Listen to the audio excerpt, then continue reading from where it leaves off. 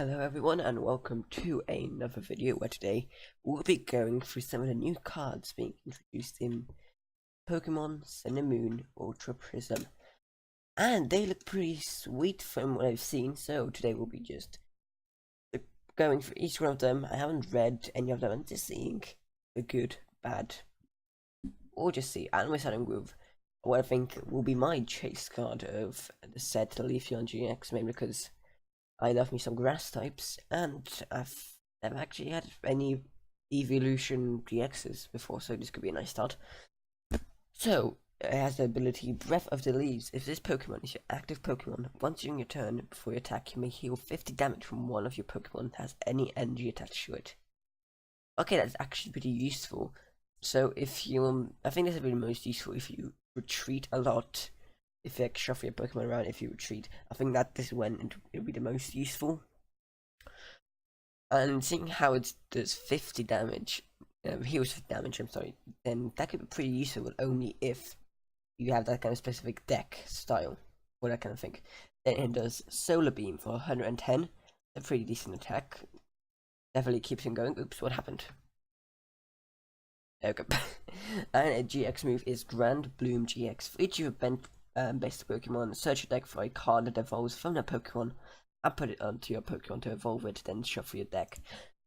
Ooh, once again, a very situational GX move, I think. Once again, it's decent, but very situational. I would thankfully, if you just send this Pokemon up, he should be doing okay, because he has decent amount of health, 200 HP, and his attack does 100 damage. And they can also heal Pokemon if everything just goes awful. So, not the best, but also not the worst as well. It has a 2 retreat cost, which is decent. Okay, next card we have Glaceon GX. It once again has 200 HP, and it has the ability Freezing Gaze. As long as this Pokemon is your active Pokemon, your opponent's Pokemon GX and Pokemon EX in play, in the hand, and in the discard pile have no abilities except for Freezing Gaze. So this could be really good to just kind of try and disarm your opponent if he heavily relies upon abilities, or if you're just playing down other Pokemon. This could be really good to kind of slow him down, make him more vulnerable to attacks. This could be really good, but once again, if you kind of need it, you need your opponent to be in the correct situation. So, but this is only if, yeah, oh no, it has to be an active Pokemon, as I say, because if it wasn't your active Pokemon, then I think it'd be a bit better, because it would just be working in the background, but right as it is now, maybe, I don't know. Then Frost Bullet.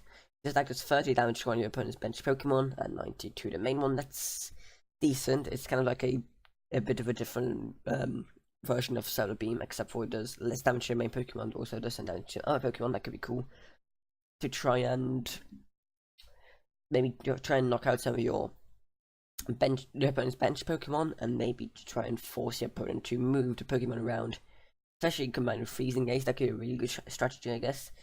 And then Polar Spear for 1 water and 2 colors. It does 50 times. The attack does 50 times for each damage counter on your opponent's active Pokemon. So, so it kind of relies on your opponent being weakened already, which I guess it can do already with Frost Bullet. So all you need is 1 attack of Frost Bullet and then Polar Sphere GX, and it should be done. Or if it could be also a good Pokemon to introduce to kind of just like clean up.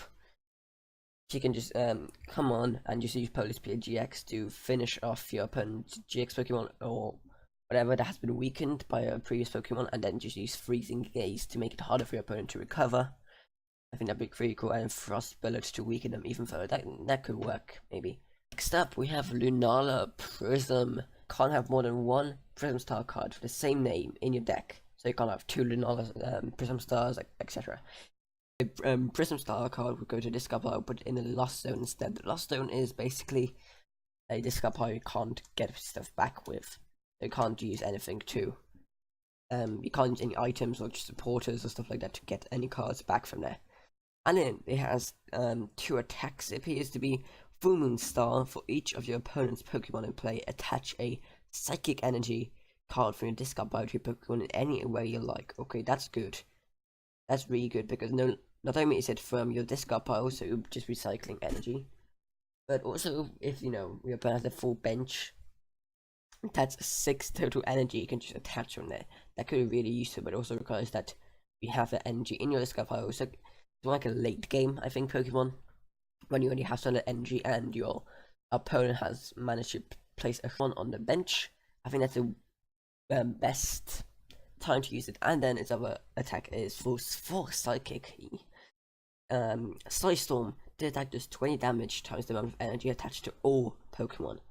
Oh wow, that could be deadly to all Pokemon. This could like knock out a GX if used correctly. Oh, this could be really, really powerful. This attack here, this could do so much.